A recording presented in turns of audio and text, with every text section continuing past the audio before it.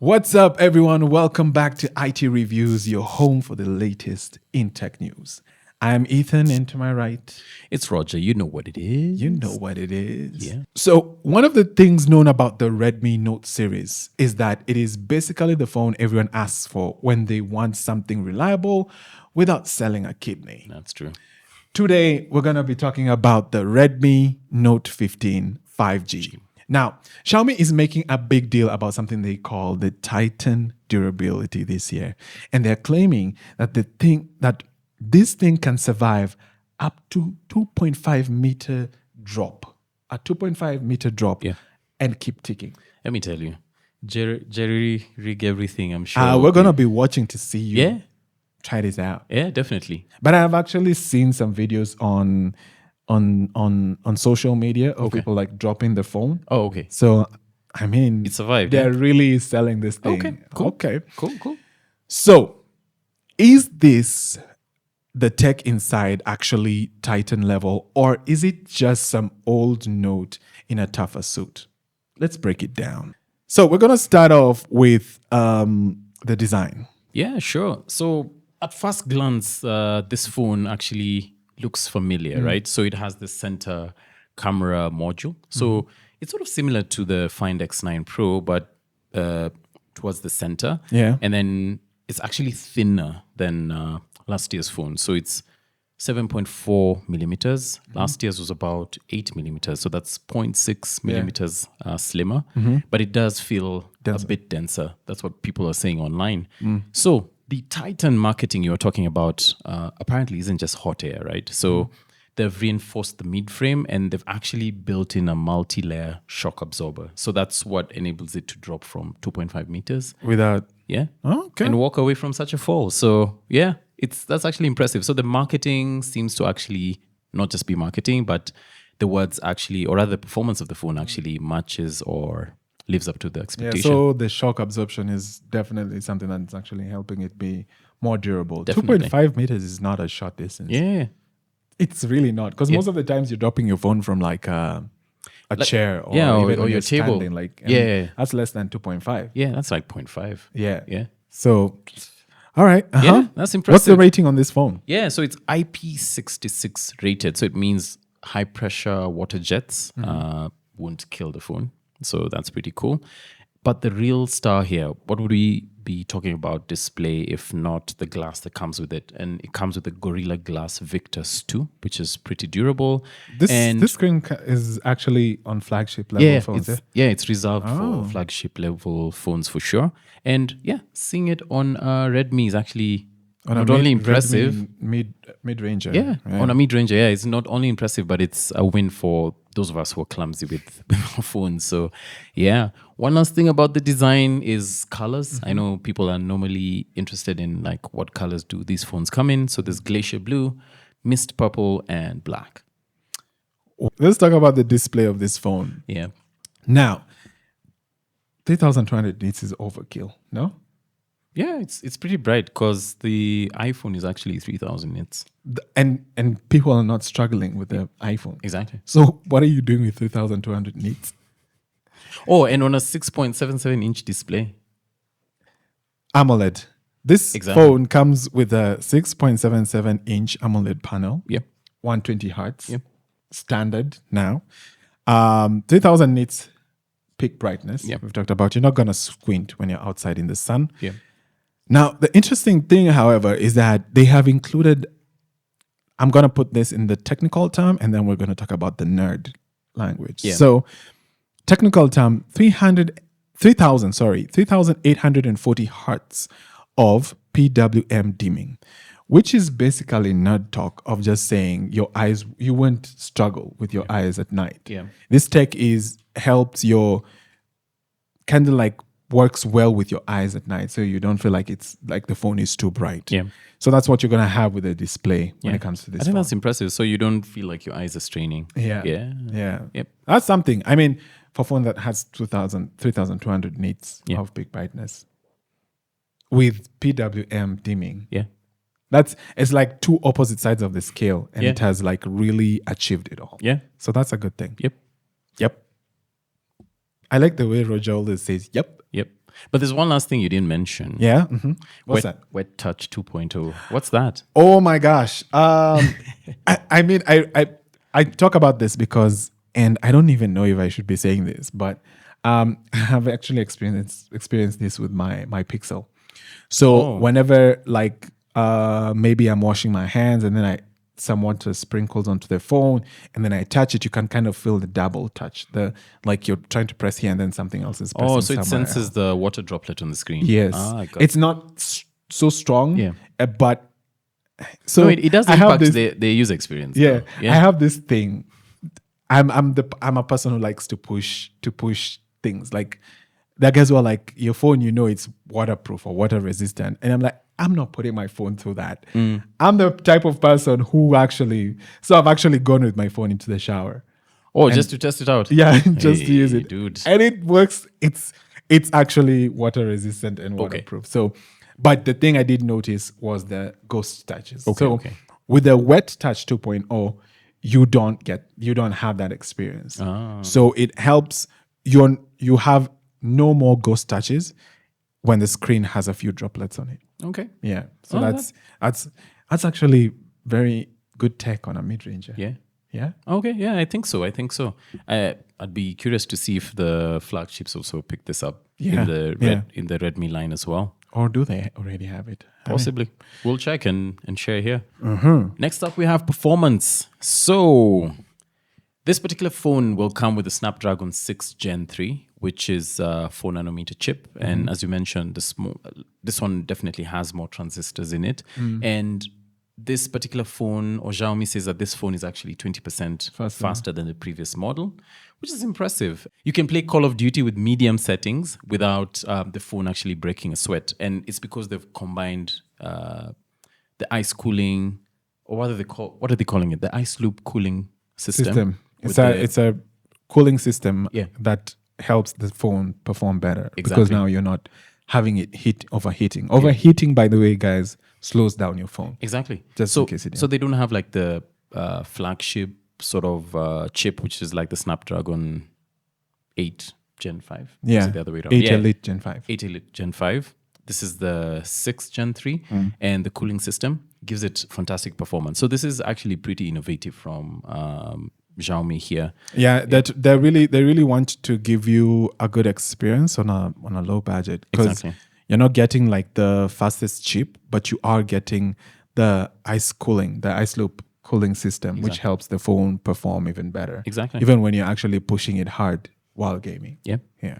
So speaking about the OS, you get the Hyper OS 2, which is based on Android 15. I know we were talking about this. In 2026, why would a phone be shipping with Android 15?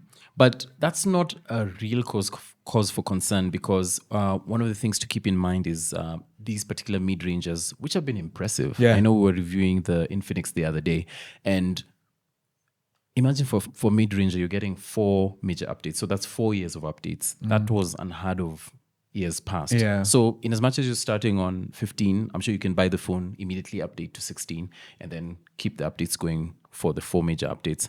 And I think that's impressive. One last thing to mention from a performance point of view is given just how Xiaomi as an ecosystem has actually improved over time. Some people are saying that it's catching up with Apple's ecosystem, because over time, if you've noticed, these phone companies have just moved from being a phone brand to building their own ecosystem. So think of TVs, CCTVs, home appliances. Like there's Xiaomi also have a car, right? Yeah. Yeah. Yeah. Whole ecosystem. So yeah, I'm sure This is a win for them. yeah, this is definitely a win for them, win for consumers as well. So yeah.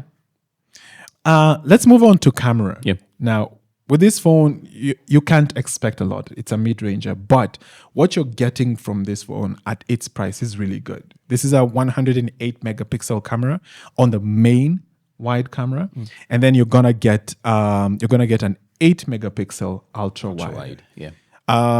It's a dual setup. So the 108 megapixel main camera has the OIS, which is the optical image stabilization. Yeah. So you're going to have stability when you're recording your videos, which this records in, now I think this one records 4K Actually, it does. Records 4K. I remember seeing that.